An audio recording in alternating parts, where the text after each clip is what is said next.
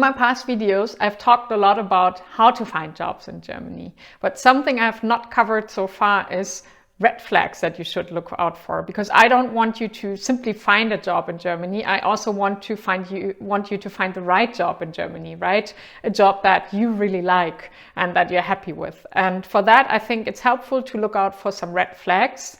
And I will try to help you a bit with that. So from my point of view, some red flags, of course, depend on your personal preferences.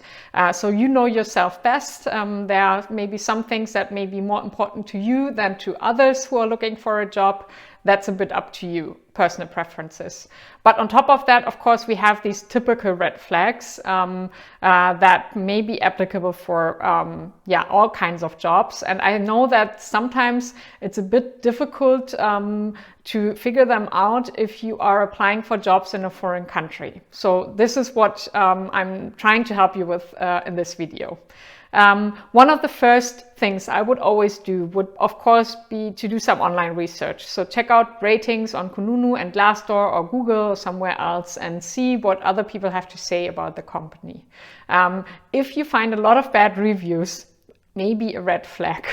It's a bit up to you to decide if you still want to continue anyways. I mean, going for job interviews is always a good thing because it gives you some, options to practice your interview skills. But this may already be a red flag. For small companies, you will often not find any reviews. So in that case, you have to rely on other stuff. The second thing I would pay attention to would be how they actually treat their candidates. So from my point of view, the way a company treats its candidates or applicants already tells you a bit about how they treat their employees as well. So for instance, if they are really very slow at responding, may sometimes be the case in Germany, by the way, but in general, if they are very, very slow with their internal processes, or also if the communication is not very polite, also if they're missing out on meetings, if they're postponing on very short notice, all this kind of stuff may tell you that maybe they have not such an employee-friendly environment in their company. But it depends a bit. I think you always have to judge based on the situation because we are all humans, right? So sometimes they may just have a bad phase, a lot going on, and then miss out on something on short notice. So don't judge right away, but you could take this as a pointer, I would say.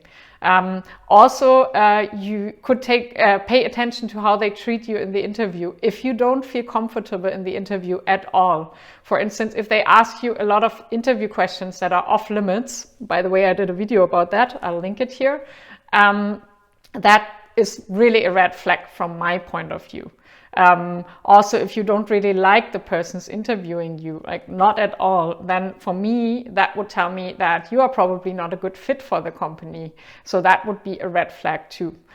So pay attention to what you find online, pay attention to how they treat you as an applicant and in the job interview. Then on top of that, when you get to the stage of getting a job offer, I think a few more things to look out for would be how committed they are. So, for instance, have they promised you anything in the interview, but in the end, when you got the written job offer, it did not reflect that?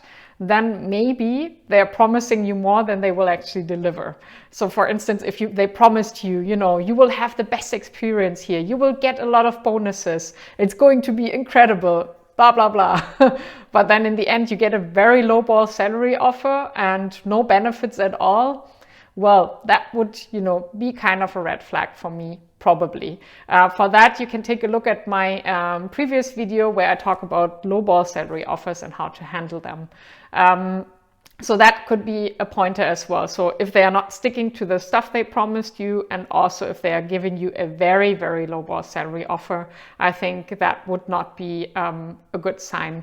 Also, if they are, sometimes companies tend to exert a lot of pressure, like you have to decide fast, we have a lot of other applicants that we could go for, and so on. That's also sometimes not a good sign.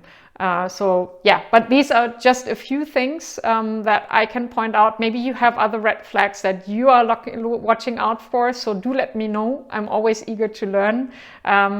as again, I think the more we share here, the more we can also learn from each other. So let me know what you are paying attention to. Hit the subscribe button on this YouTube channel, and yeah, see you soon. All the best for your next negotiation and for your next job offer. Hopefully it will be a good one. See you soon.